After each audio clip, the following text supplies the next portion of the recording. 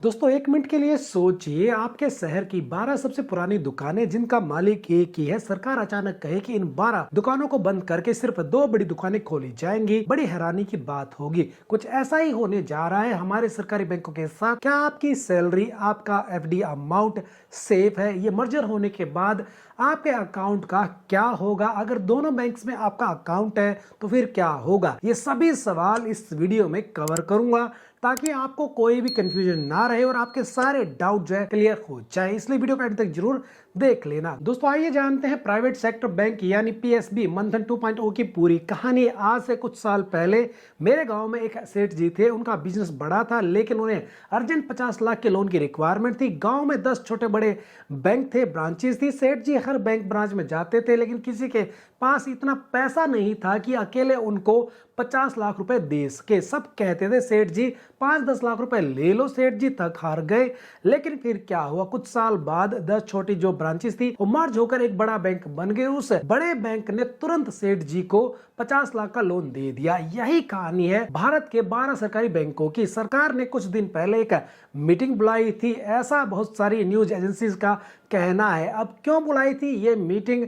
इसका सीधा मकसद ये है कि दुनिया के टॉप 20 बैंकों की लिस्ट में भारत के 2 सरकारी बैंकों को लाना है। आज की तारीख में हमारे पास हमारे देश के अंदर 12 सरकारी बैंक है, लेकिन अगर आप वर्ल्ड वाइड जो टॉप 100 बैंक की लिस्ट उठाएंगे तो उसमें सिर्फ एक नाम मिलेगा। वो मिलेगा आपको एसबीआई का, वो भी आपको 43 से 50वें नंबर के आसपास। सोचिए, गली गली में ब्रांच वाला हमारा स्टेट बैंक ऑफ इंडिया भी इंटरनेशनल लेवल पे कहां खड़ा है। चाइना का सबसे बड़ा बैंक हमारे एसबीआई से 9 गुना बड़ा है। जी हां दोस्तों, ये सच है। 12 सरकारी बैंकों में से 4 छोटे सरकारी bank, bank of India, bank of Maharashtra, central bank of India और इंडियन ओवरसीज यानी आईओबी बैंक, तो 3 बड़े बैंकों में मर्ज किया जाएगा। ये 3 बड़े बैंक होंगे आपके एसबीआई, पंजाब नेशनल बैंक और बैंक ऑफ बड़ौदा। यानी इन 4 बैंकों के ग्राहक अब जो है इन 3 बड़े बैंकों के ग्राहक बन जाएंगे। देखिए, सरकार की सोच सीधी है। वो चाहती है कि देश में 3 से 4 बड़े और मजबूत सरकारी बैंक हो जो इंटरनेशनल लेवल पर टक्कर दे सके। सरकार चाहती है कि हमारे बैंक इतने बड़े बन जाए कि दुनिया के जो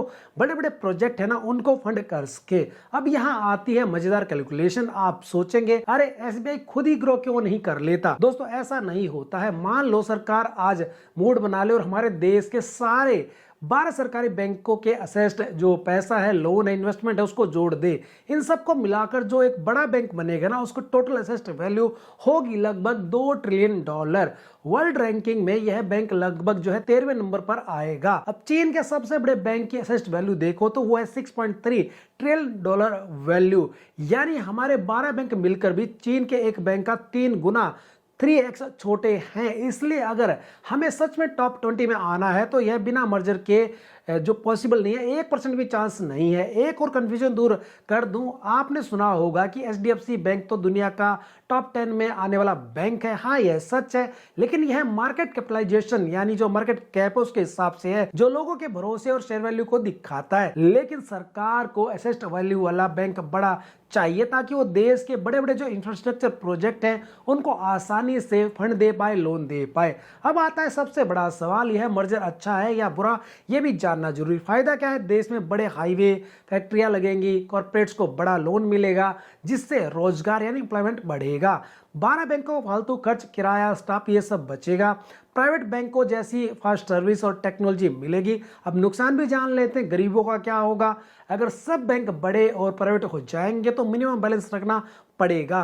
कम इनकम वाला जो व्यक्ति है वो कहां जाएगा? प्राइवेट बैंक दिल से जो है एग्रीकल्चर जो सेक्टर है उसको लोन नहीं देते हैं। आज सरकारी बैंक ही किसानों को सपोर्ट करते हैं। अगर सरकारी बैंक कम हुए तो कृषि सेक्टर खतरे में आ सकता है। ये जो है ड्रॉबैक है इस मर्जर के। अब आती है आपके पैसे की बात। दोस्तों ये बैंक मर्जर 2.0 साल 2027 तक पूरा होने की उम्मीद है। पहली बात तो यही है कि डरने की कोई जरूरत नहीं है। इस पूरे प्रोसेस में बहुत टाइम लगने वाला है। सेकंड, आपका पैसा बिल्कुल सेफ रहेगा। मर्जर होने के बाद आपका बैंक अकाउंट अपने आप जो नया बैंक है ना उसमें अपडेट हो जाएगा।